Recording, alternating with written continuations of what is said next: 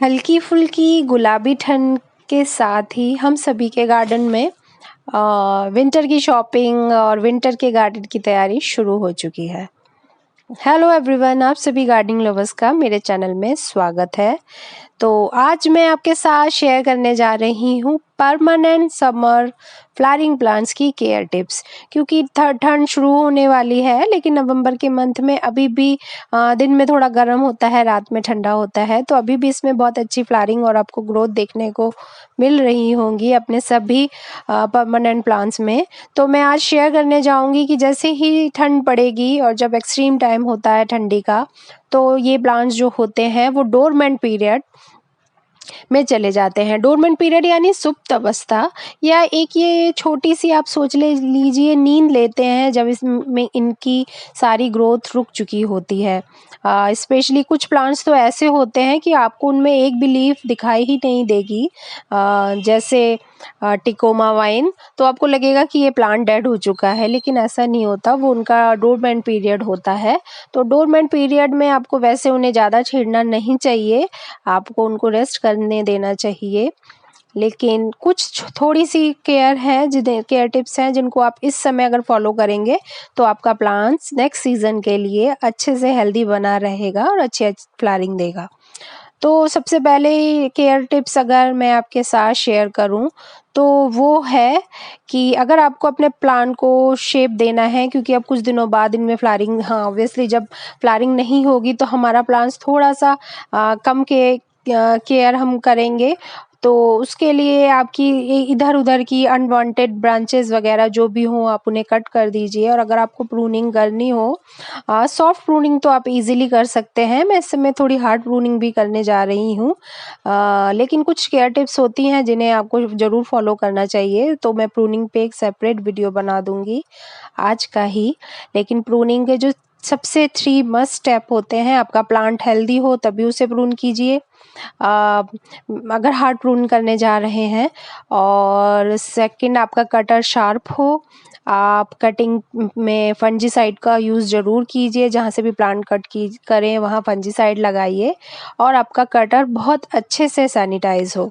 इसके साथ साथ ऑब्वियसली जब हमने कटिंग की है तो हम उसे प्रोपोगेट भी करेंगे, तो आप एक अच्छी सी सेमी हार्ड कटिंग देख के उसे कट करके नोड वाले एरिया को आप अपने पॉट, मैं तो नॉर्मली जैसे पुराने पॉट्स में ही अपनी कटिंग्स लगा देती हूँ। मैं जिस पॉट की कटिंग ले रही हूँ उसी पॉट में मैं इन कटिंग में, मतलब जिस प्लांट की कटिंग ले रही हूँ उसी प्लांट में मैं इन्हें फिर से प्रोपोगेशन के लिए लगा दूंगी।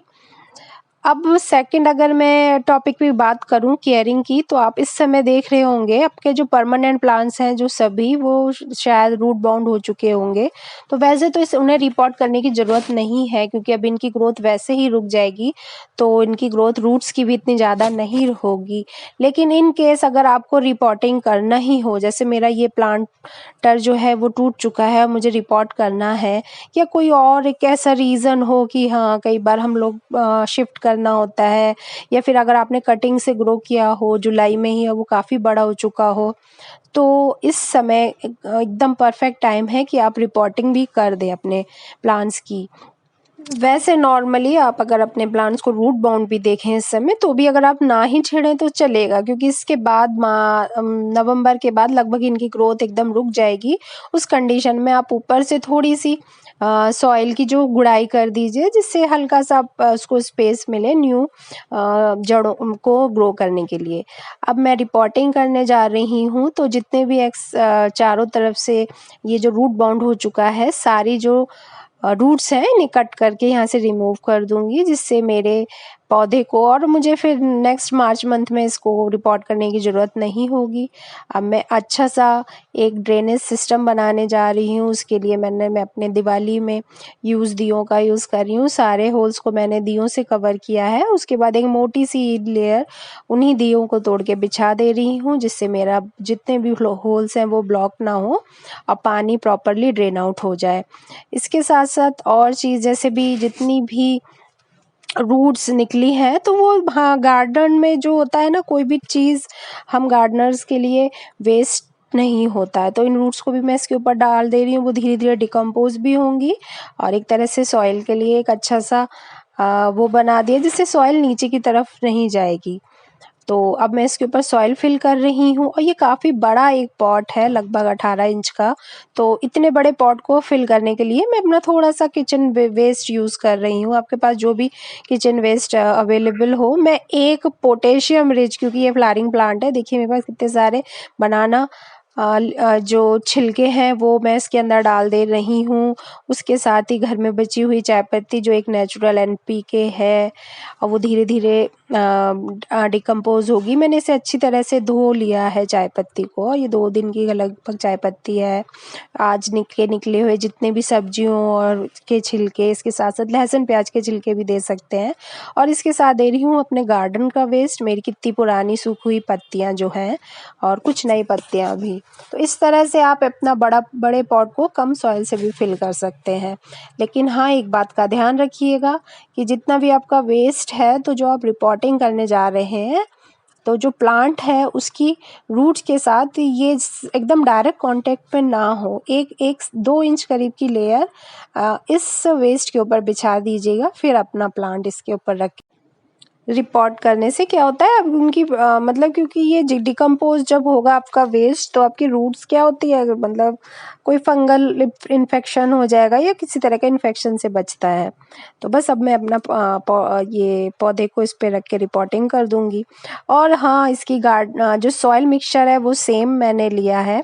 30% करीब मेरे इसमें सैंड है और 30% ही मेरी कंपोस्ट है और 60% गार्डन सॉइल है। वैसे अगर इस समय कंपोस्ट ना भी दें तो चलेगा, लेकिन कंपोस्ट देने से क्या होता है, आपकी सॉइल जो होती है वो सॉफ्ट बनती है। ये देखिए मेरा प्लांट रिपोर्ट हो चुका है। मैंने इसके ऊपर फंजीसाइड का पानी और इप्सम सॉल्ट का पानी, इप्सम सॉल्ट मैंने ज़रूर दिया है, रिपोर्टिंग शॉक से बचने में ये सहायता करता है। ये देखिए मेरे सारे जो पौध तैयार हैं, जो मैंने कटिंग से प्लांट्स अपने ग्रो किए हैं, वो मैं ऑलरेडी, ये मेरा रोज़ प्लांट्स है, इसको तो मैं रिपोर्ट कर दूंगी क्योंकि विंटर में इनका फ्लावरिंग सीजन होता है। लेकिन अदरवाइज जितने भी समर प्लांट्स मेरे ग्रो हो चुके हैं कटिंग से, उन्हें मैं इस समय, क्योंकि मैंने इसी तरह के पॉट्स में उन्हें लगाया है कि मैं उन्हें डिस्टर्ब नहीं करूँगी। अब थर्ड चीज़ पे आते हैं कि अब इस समय आपको खाद देनी चाहिए कि नहीं। तो मैं नॉर्मली क्या करती हूँ, इस समय बस थोड़ी सी अच्छी क्वांटिटी में नीम खली पाउडर मैं अपने सब पॉट में डाल देती हूँ। इससे क्या होता है, मेरी जो पॉटिंग सॉइल है वो हेल्दी बनेगी और किसी भी तरह के इन्फेक्शन से बचेगी। छोटे मोटे कीड़े मकोड़े, उनसे भी इसकी सॉइल बची रहेगी। और इसके साथ साथ फंजीसाइड का पानी भी आप ज़रूर अपने प्लांट्स में इस समय दे दीजिए, जिसका आपका प्लांट में किसी तरह का भी इन्फेक्शन होने से बचे। तो ये भी एक बहुत ज़रूरी स्टेप है। फंजीसाइड के साथ साथ पेस्टिसाइड का यूज़ भी कीजिए। नीम ऑयल, या मैं अभी क्योंकि लीफ कर्ल की प्रॉब्लम से मेरा पौधा जो बहुत ही बुरी कंडीशन में था गुड़हल का, तो इमिडाक्लोप्रिड का मैंने यूज़ किया था। तो आप कोई भी ऑर्गेनिक या इस तरह का केमिकल पेस्टिसाइड का यूज़ इस समय ज़रूर कीजिएगा। अगर आपका पौधा इन्फेक्टेड है तो आप केमिकल करना चाहें, नहीं तो नीम ऑयल का प्रॉपरली स्प्रे कीजिए अभी एक बार, और 15 दिन के बाद ज़रूर कीजिए। क्योंकि सीजन चेंज के टाइम पे आप देखते होंगे कि पेस्ट अटैक बहुत तेज़ी से होता है। इस समय चींटियाँ भी काफ़ी आ रही हैं, तो मिली बग्स वगैरह भी देखने को मिल सकते हैं। तो आपका प्लांट हेल्दी बने रहे, इसके लिए आप कोई भी एक अच्छा पेस्टिसाइड प्रॉपरली लीव्स में ऊपर और नीचे दोनों तरफ ज़रूर स्प्रे कीजिएगा। अब जैसे ये देखिए, और एक बात ध्यान रखिएगा, जैसे ही आपकी फ्लावरिंग कंप्लीट हो, वो मुरझाए, स्पेंट फ्लावर को जरूर रिमूव कीजिएगा, डेडिंग करते रहिएगा। एक बार तो मैंने एग्जोरम में ये देखा था कि वो इसी तरह से बड्स बनी रही, वो खिली नहीं। तो अगर बड्स खिले ना तो उसे टच ना कीजिएगा, उसे वैसे ही बने रहने दीजिएगा। अब एक और बात बताती हूँ, जैसे ये मेरी तुलसी जी तो मैं काफ़ी बार शेयर कर चुकी हूँ, लास्ट ईयर की हैं। देखिए कितनी हेल्दी और हरी भरी बनी हुई है। तो आप अपने जितने भी परमानेंट प्लांट हैं उनमें जाड़ों में ओवर वाटरिंग बिल्कुल ही मत कीजिएगा। जब आपको ऊपर की सॉइल ड्राई नज़र आए तभी आप पानी दीजिएगा, लेकिन हाँ कम्प्लीटली ड्राई भी होने मत दीजिएगा। और थोड़ा सा एप्सम सॉल्ट का यूज़ ज़रूर कीजिएगा अपने सभी प्लांट्स में। इस समय हमने कटिंग की है तो ये थोड़ी ग्रीनरी ऐड करेगा, फोटोसिंथेसिस को एनहांस करता है, जैसे हमें पता ही है। तो आप सॉइल में भी पानी में घोल के दीजिए और थोड़ा सा स्प्रे भी कर दीजिए अपने सभी प्लांट्स में। अभी तो ये जैसे आपके सभी प्लांट्स पूरी धूप में ही रखे हों, लेकिन अगर आप रख सकते हैं, अगर छोटे पॉट्स में रखे हैं तो फॉग के समय अगर आप अपने प्लांट्स को शेड के नीचे रख पाएँ तो फिर इनकी इतनी ज़्यादा केयर की ज़रूरत ही नहीं होगी। देखिए कटिंग के बाद मेरी मधुमालती कितनी एकदम ऑर्गेनाइज़ छोटी-सी अच्छी लग रही है। और बस यही कुछ केयर टिप्स हैं जो मैं अपने परमानेंट प्लांट्स के साथ करती हूँ। अगर आपको मेरा ये वीडियो अच्छा लगा तो please like, share and subscribe my channel. Thank you for